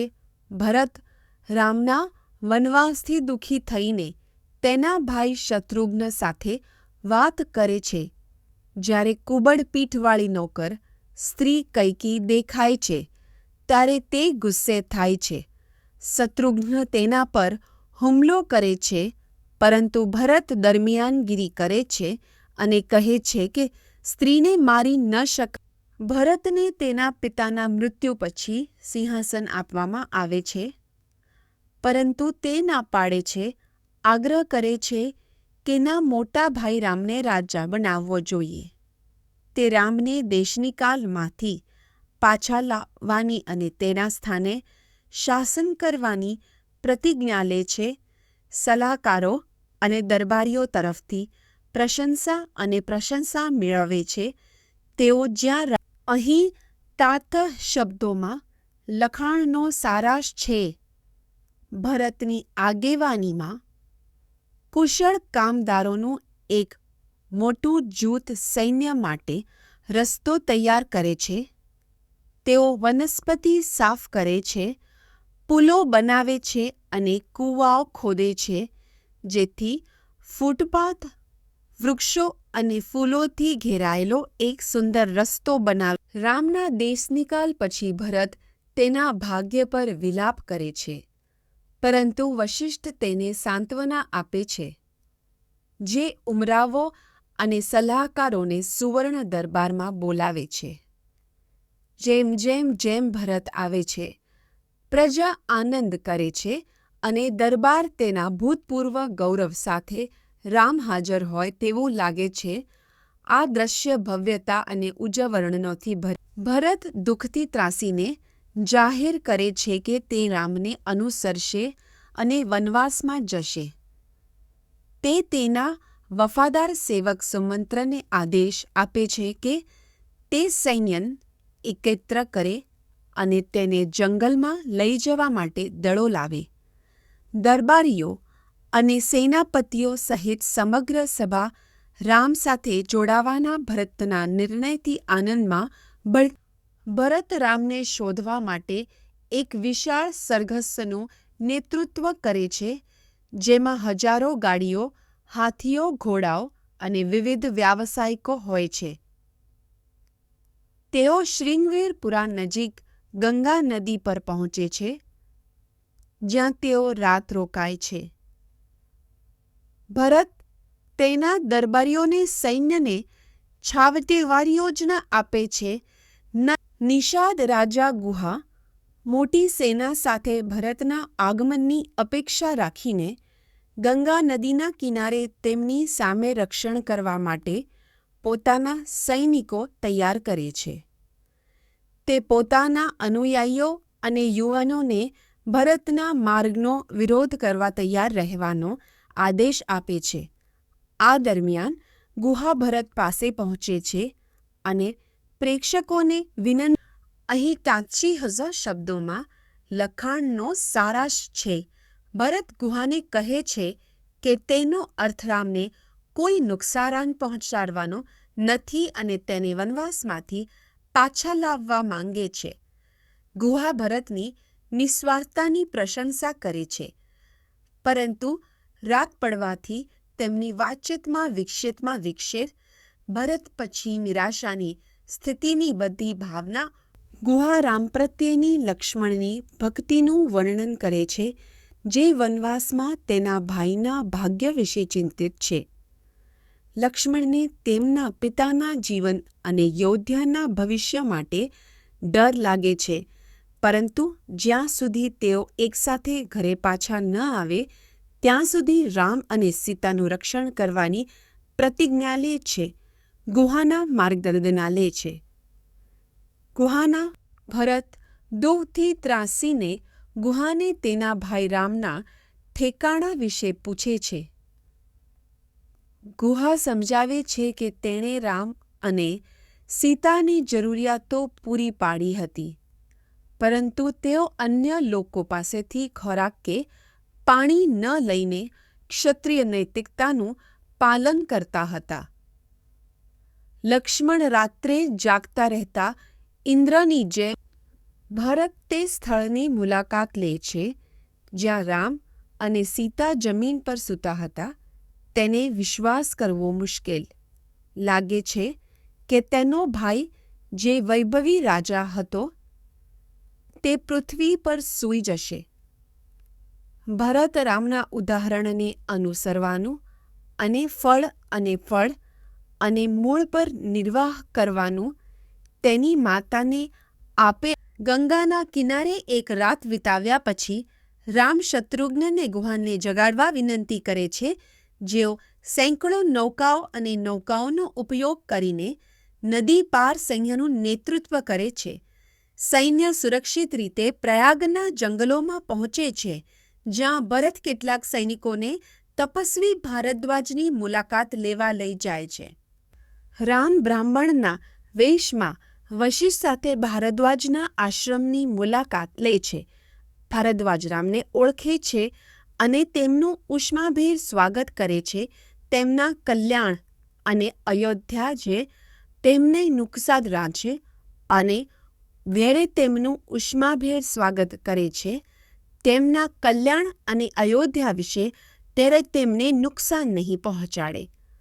ભારદ્વાજ કૈકેયીનો પુત્ર ભરત તપસ્વી ભારદ્વાજની મુલાકાત લે છે અને તેને આતિથ્ય આપવામાં આવે છે. તપસ્વી દેવતાઓને ભોજન, પીણા અને મનોરંજન સહિત એક અસાધારણ ભોજન પૂરું પાડવા માટે આહ્વાન કરે છે. આ દ્રશ્ય વિપુલ પ્રમાણમાં વૈન્સ, વાઇન અને કામુક આનંદ સાથે સ્વર્ગીય દૃષ્ટિમાં પરિવર્તિત થાય છે, જેના કારણે સૈનિકો ભરત તેના આશ્રમમાં એક રાત રોકાયા પછી તપસ્વી ભારદ્વાજને મળે છે. ભરત ચિત્રકૂટ પર્વત પર રામના સ્થાનની દિશા માંગે છે અને ભારદ્વાજ પાસેથી માર્ગદર્શન મેળવે છે. કૌકલ્યા, સુમિત્ર અને કૈકેયી સહિત રાણી માતાઓ નિરાશામાં ભારદ્વાજ પાસે જાય છે. ભરત તેના ભાઈ અને માતા કૈકેયીના દેશ નિકાલ પર દુઃખ વ્યક્ત કરે છે કે ભરત તેની વિશાળ સેના અને સલાહકારો સાથે લાંબી મુસાફરી પછી ચિત્રકૂટ પર્વત પર આવે છે. તે જંગલની સુંદરતાનું નિરીક્ષણ કરે છે અને તેની સરખામણી અયોધ્યા સાથે કરે છે.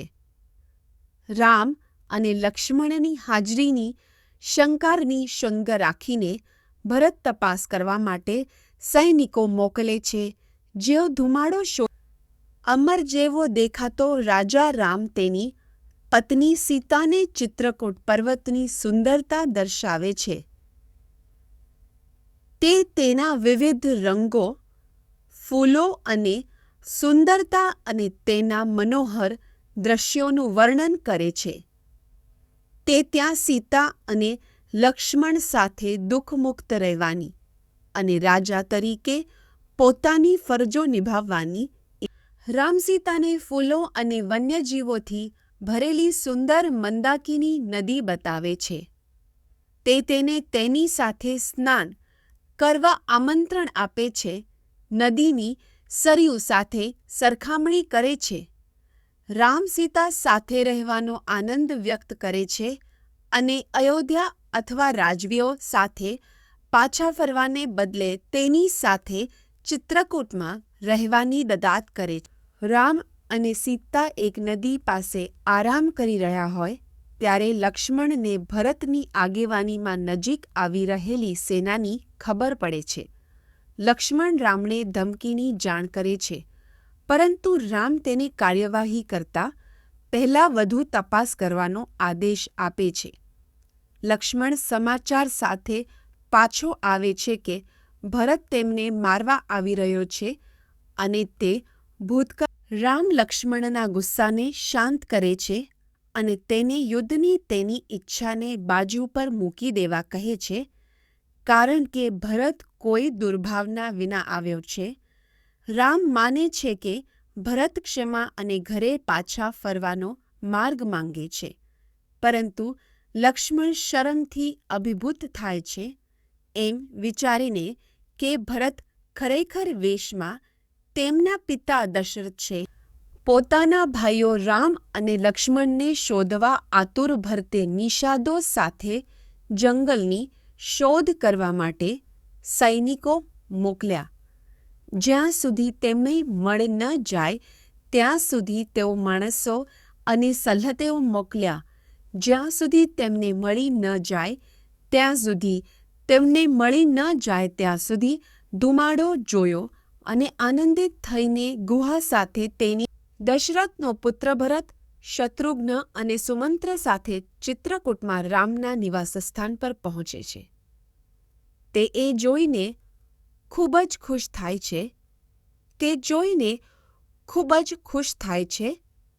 તે એ જોઈને ખૂબ જ ખુશ થાય છે. તેના ભાઈ પર જે કમનસીબી છે તેના પર વિલાપ કરે છે, જે આરામ અને વૈભવને પાત્ર છે. રામ ભરતને તેના પિતાના રાજ્ય અને શાસન વિશે પૂછપરછ કરે છે.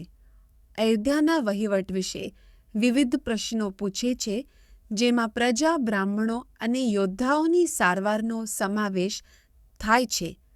રામ ભરતના સલાહકારો, સેવકો અને રાજ્યની સંરક્ષણ પ્રણાલીઓ વિશે પણ પૂછપરછ કરે છે.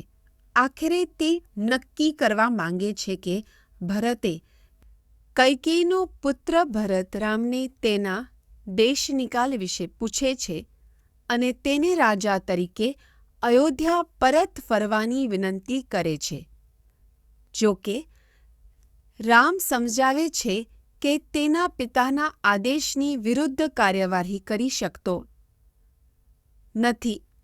તેને દંડકમાં સુજ્ય વનવાસ પૂર્ણ કરવો પડશે. ભરત રામને કહે છે કે નૈતિકતા તેમને લાગુ પડતી નથી કારણ કે તેઓ રામ કરતાં નાના છે. તેઓ રામને અયોધ્યા પાછા ફરવા અને તેમના પૂર્વજોના વારસાને માન આપીને સિંહાસન સંભાળવા વિનંતી કરે છે.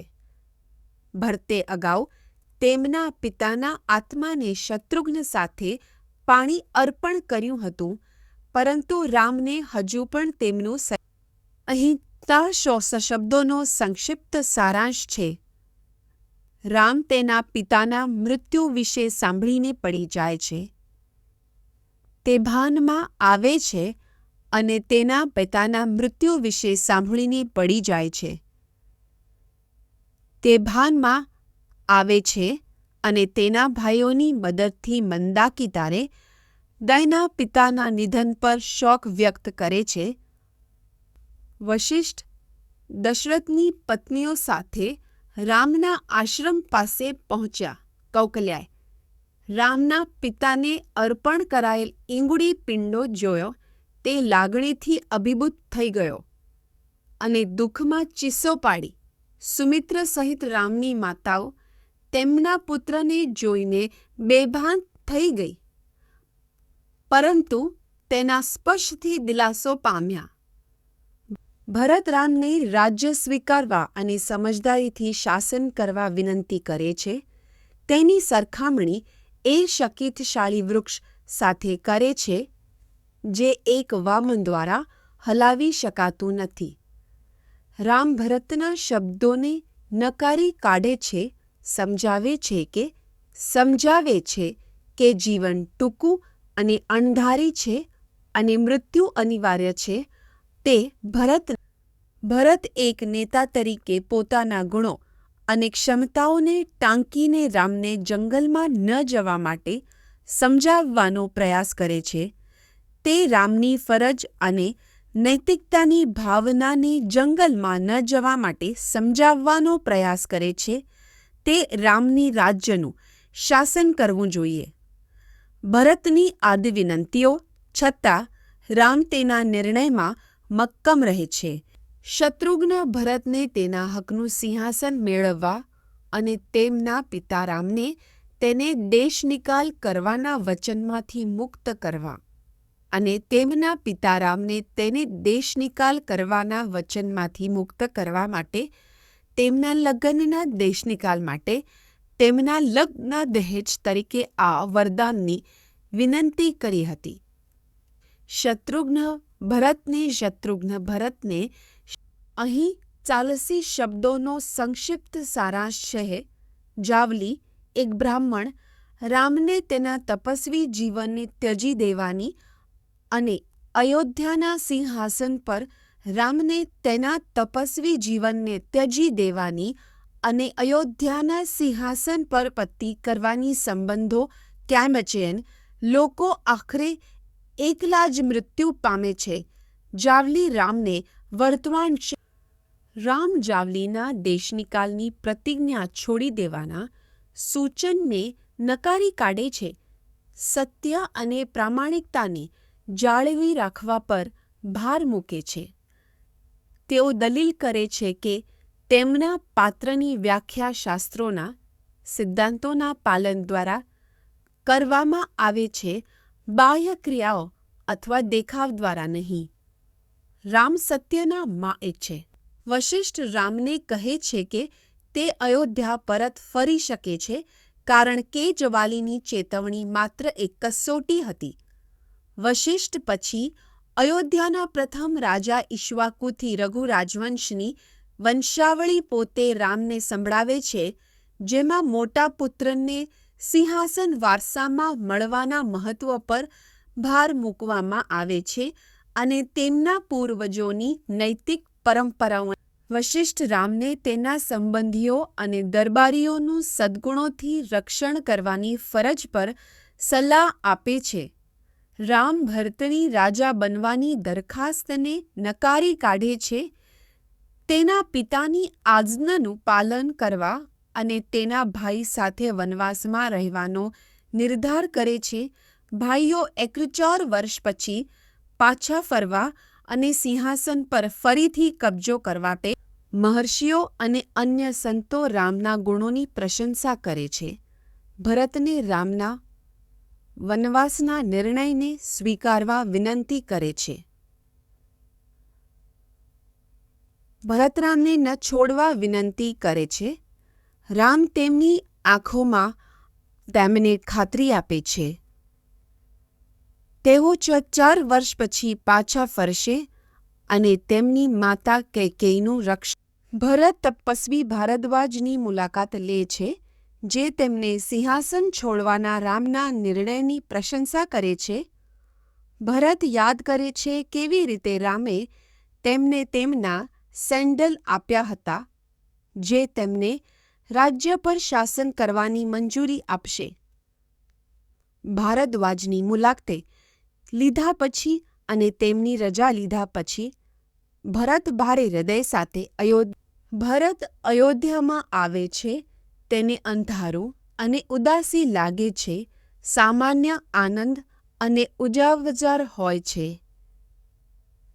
તે રામના દેશનિકાલ પર પોતાનું દુઃખ વ્યક્ત કરે છે. નોંધે છે કે શહેર તેની સુંદરતા અને આકર્ષણ ગુમાવી ચૂક્યું છે. ભરત તેના પિતા દશરથના નિવાસસ્થાનમાં પ્રવેશ કરે છે. ભરત જ્યાં સુધી રામ પાછા ન આવે ત્યાં સુધી અયોધ્યામાં શાસન કરવાની પ્રતિજ્ઞા લે છે. સત્તાના પ્રતીક તરીકે પોતાના સેન્ડલનો ઉપયોગ કરે છે. તે સેન્ડલ લગાવવા છે. તેને રાજ્યની જવાબદારી સ્વીકારે છે. તપસ્વીની ભૂમિકા ભજવે છે. જ્યારે રામ પોતાની ફરજો ફરીથી મેળવવા માટે પાછા આવે તેની રાહ જુએ છે.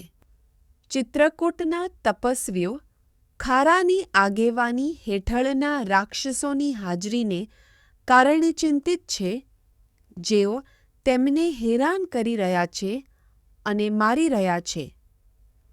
એક પિતૃસત્તાક તપસ્વી રામને તેની સાથે બીજા સ્થળે જવાની સલાહ આપે છે, પરંતુ રામ રહેવાનું નક્કી કરે છે.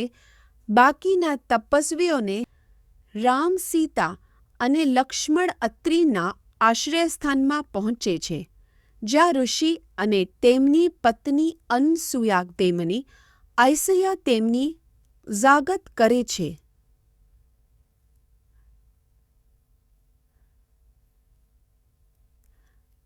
સીતાને સદ્ગુણો અનુસરવા અને એક સમર્પિત પત્ની બનવાના મહત્વ પર સીતા અનસૂયાને પોતાની વાર્તા વર્ણવે છે, જેમાં તે વર્ણવે છે કે કેવી રીતે રામ દ્વારા સ્વપસંદગી સમારોહ દ્વારા તેને જીતવામાં આવી હતી. તેણી તેના પિતા જનક સાથેના તેના જીવન અને રામ સાથેના તેના લગ્નનું વર્ણન કરે છે. સીતાની વાર્તા સાંભળ્યા પછી અનસૂયા ખુશ થાય છે અને સીતા એક તપસ્વી સ્ત્રી અનસૂયા રામની પત્ની સીતાને મળે છે. અનસૂયા તેના પતિ પ્રત્યેની સીતાને મળે છે. અનસૂયા તેના પતિ પ્રત્યેની સીતાની ભક્તિથી પ્રભાવિત થાય છે અને તેને પોતાના પતિની સેવાનું મહત્વ શીખવે છે. સીતા પોતાની વાર્તા યાદ કરે છે અને તેની આશીર્વાદ